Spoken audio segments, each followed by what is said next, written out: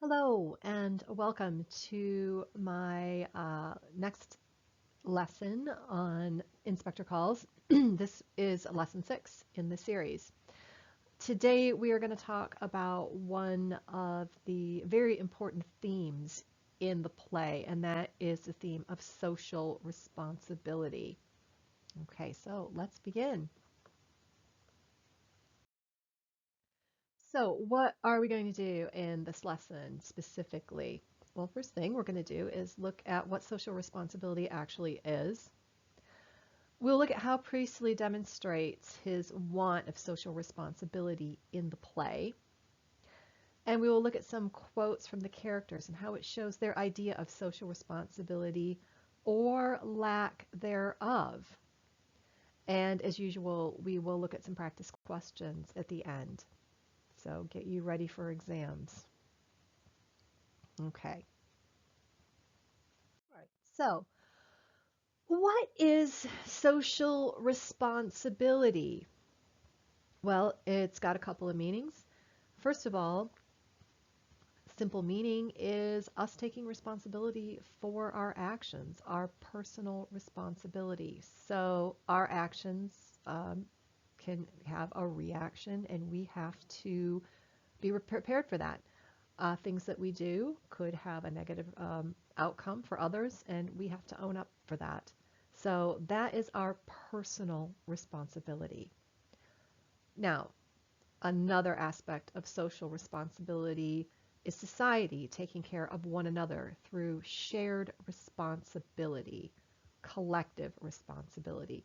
So not only are we responsible for ourselves, but we should try to look out for others. Others may be less fortunate than us.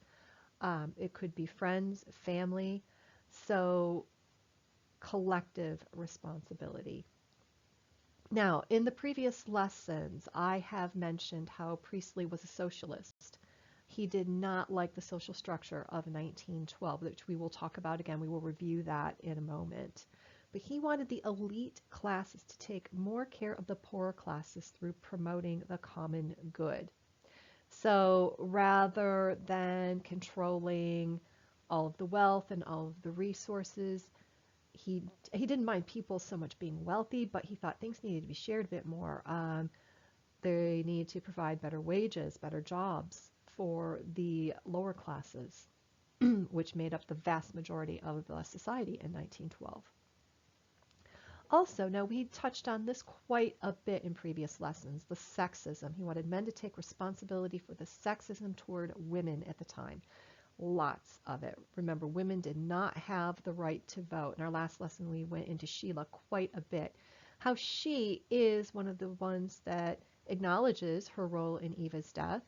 She's powerless to do anything. She cannot bring any change because she's female. She has no voice. Okay, he wanted men to start acknowledging this. Um, Stop looking at women as inferior.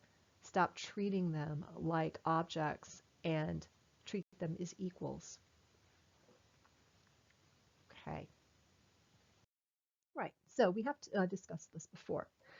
The social structure of 1912 was very different than it was in 1945 when Priestley actually wrote the play.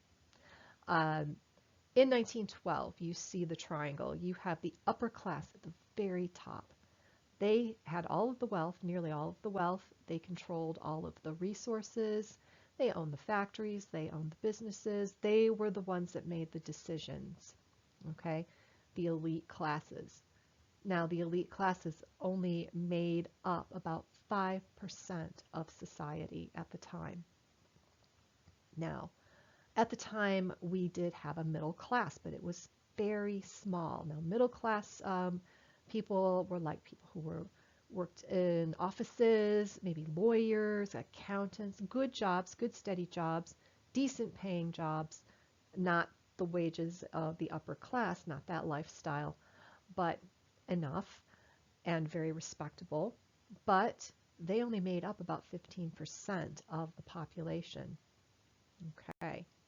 Now remember, we've discussed this before. At the bottom, you have the lower classes. You have the working class, the working poor, and the underclasses. These were people at the bottom of society, worked very low paying jobs, or didn't work. And this made up 80% of the British public. So you've got a very small minority of the population controlling everything. You've got the majority of the people living in poor conditions, making low wages, or living in poverty and receiving very little. Priestley was very much against this. Okay, so now 1912, again, there is no social welfare system in place, not like there is today. There was no NHS.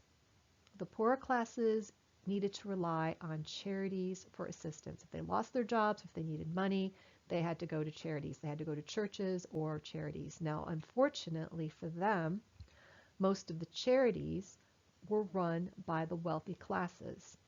So they had control over who received help and who did not. So again, not only do they control all the wealth and the resources, if somebody does need help and assistance, they also control the charities and who's going to get assistance. So a very top-heavy society.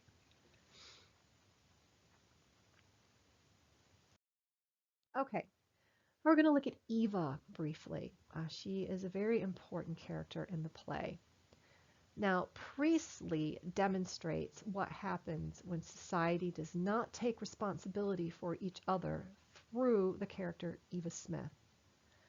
Now, Eva ends up committing suicide, but she ends up doing it after a long series of events. Her life starts out pretty good, and then one thing after another happens to her. She gets a break, and then she loses it, till eventually she ends up with no other option but to kill herself. Now, each one of the characters plays a small role in setting Eva on her course to suicide. And it's only Sheila and Eric that acknowledge remorse in the end and accept the responsibility for what they did. Sheila's role is quite small, Eric's is quite a bit larger, but they are the two that stand up and say, no, we are responsible for this happening. We all are.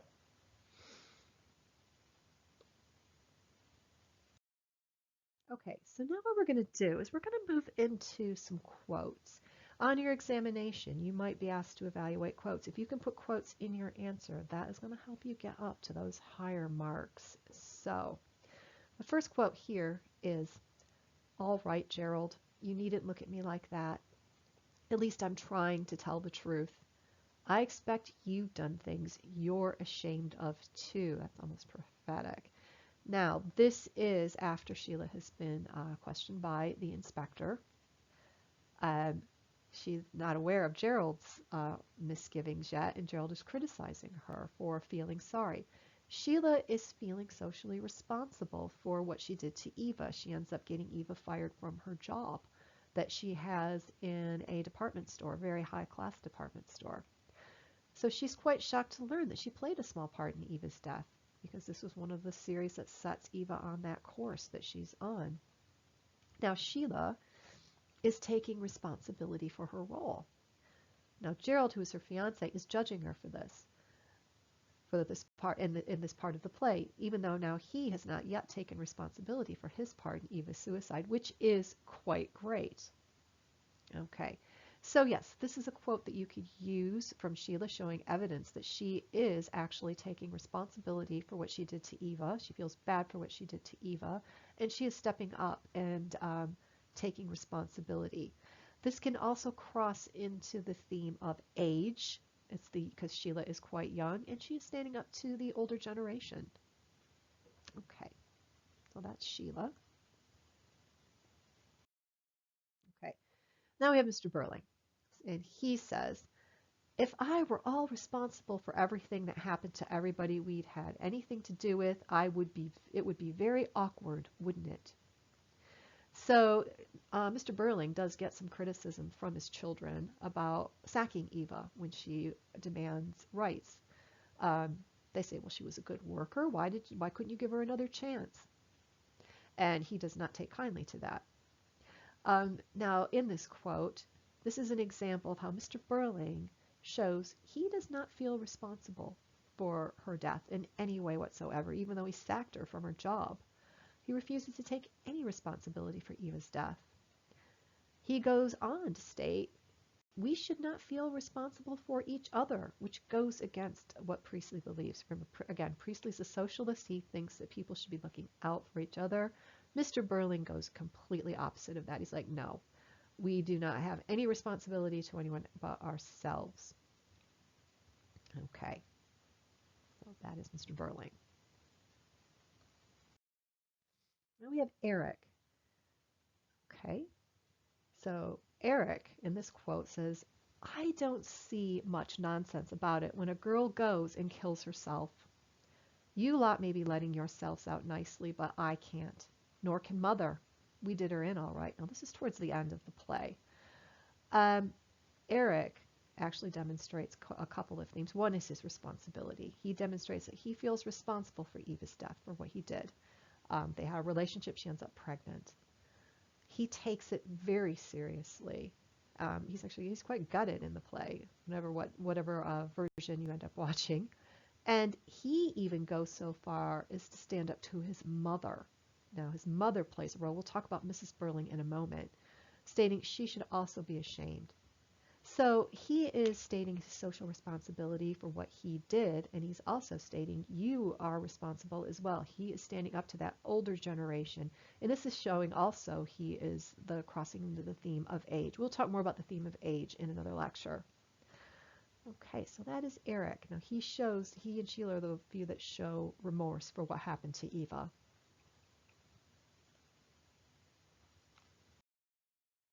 Mrs. Berling. Now, very short quote, but she plays quite a huge role in what happens to Eva.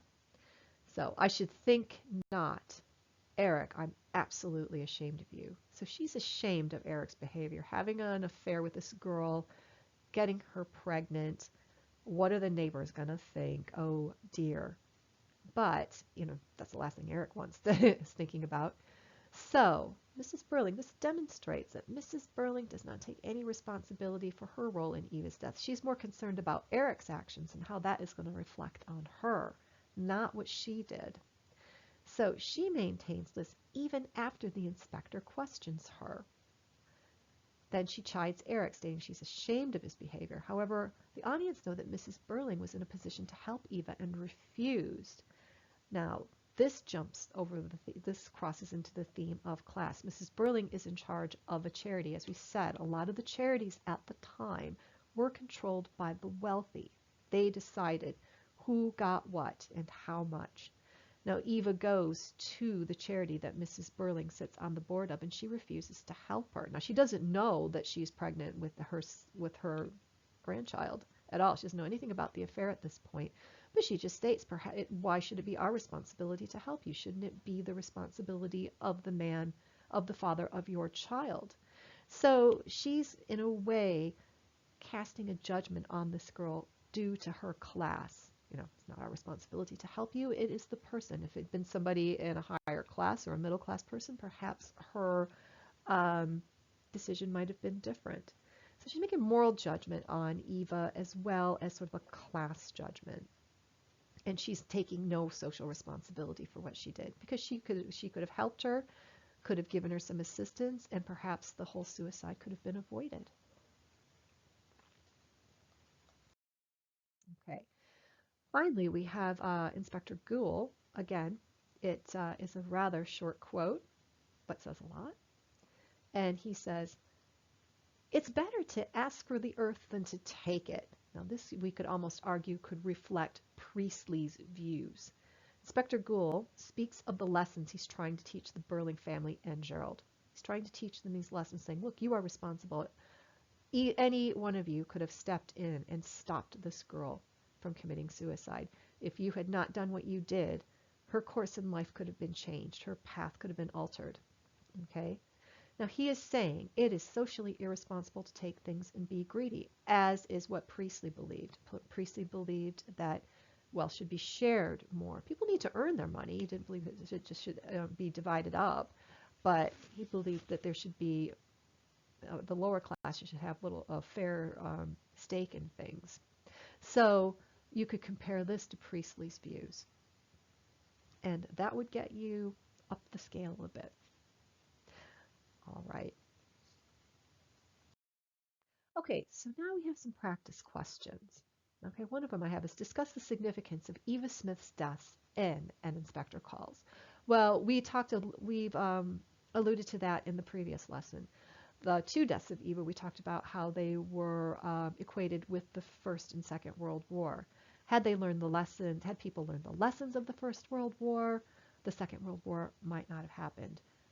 Had everybody acknowledged the responsibility, the second death of Eva might not have happened. Her path would have been altered and maybe she would have survived.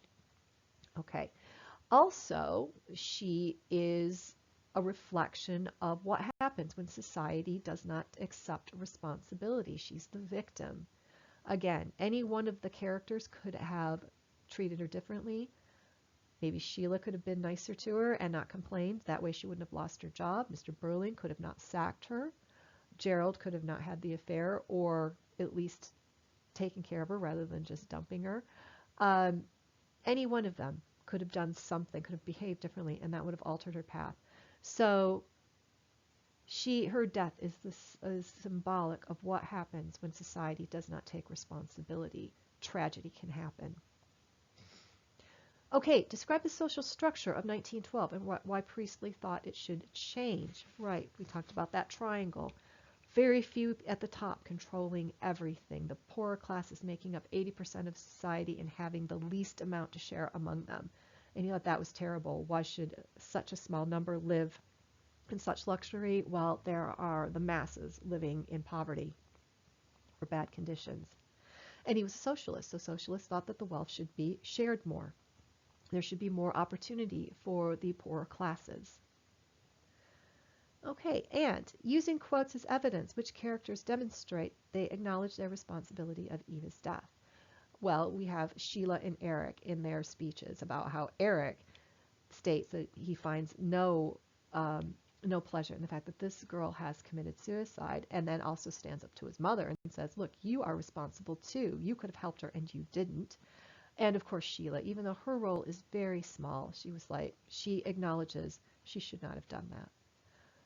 Okay, so I hope everybody is learning from these lectures and these classes. As I have said previously, I'm very happy to see people viewing these videos, liking them, commenting. Please do subscribe. I am going to keep posting Inspector Calls. I am also doing my series on Macbeth, possibly starting up the Anne Frank lectures again. I might even start Frankenstein. Okay, again, from time to time I do put history videos up, so there is a lot coming. I'm putting things up as quickly as I can. So yes, please do subscribe. If you have subscribed and you are watching, let people know. I really appreciate it.